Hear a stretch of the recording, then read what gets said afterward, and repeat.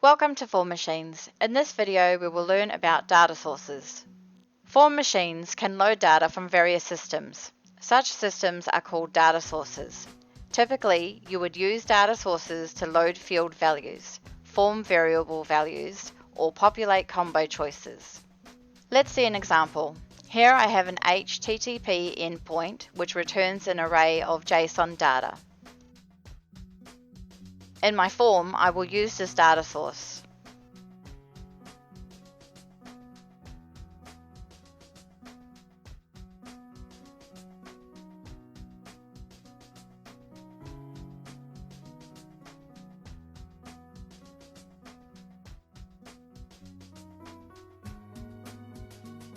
Note the rich configuration options. Most are self-explanatory. Once saved, I have a data source, but I still don't have a way to consume the data. Let me add a combo box and use the data source as choices.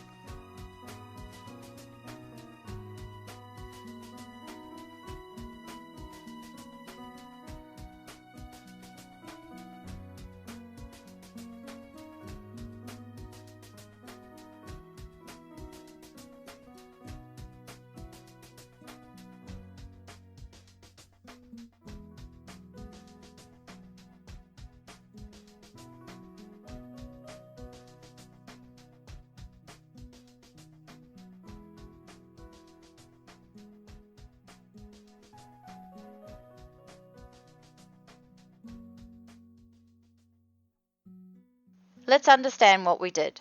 We have a data source defined, which tells the form how to load the data, and we have then consumed the data in a combo box. This is called data consumer. The data consumer tells the form how to consume the data source. Now let me use the same data source, but we're going to use the first data row to populate the text box.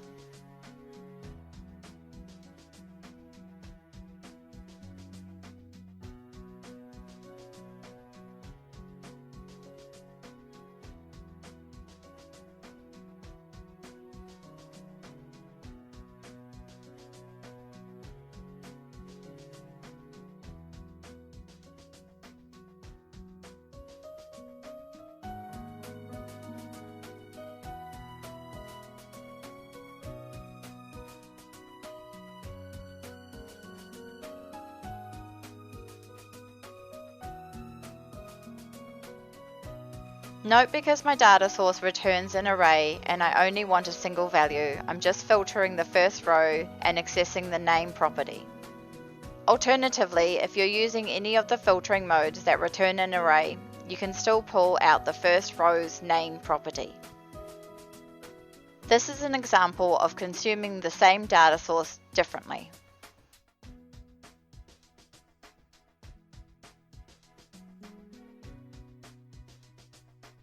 You can also apply conditions to data sources.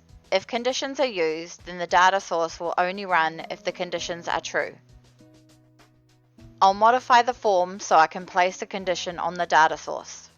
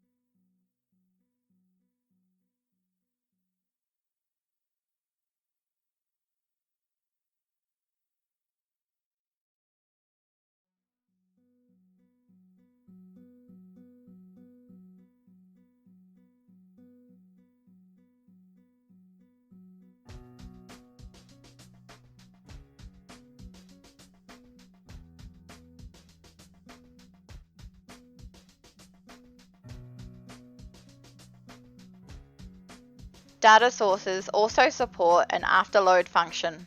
These are JavaScript functions that run after the data source loads and gives a chance to transform the data returned. Let me use the afterload function to extract the first 5 rows of data. Note the debugger line helps with debugging.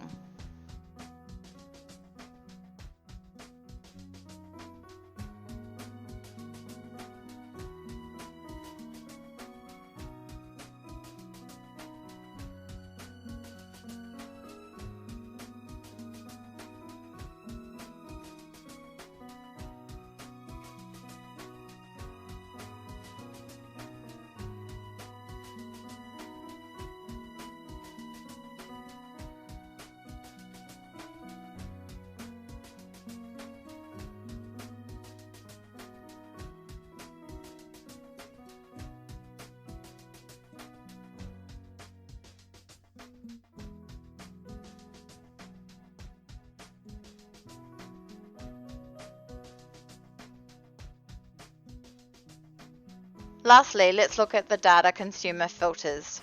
Once the data gets loaded into the data source, you can apply further filters at the data consumer level.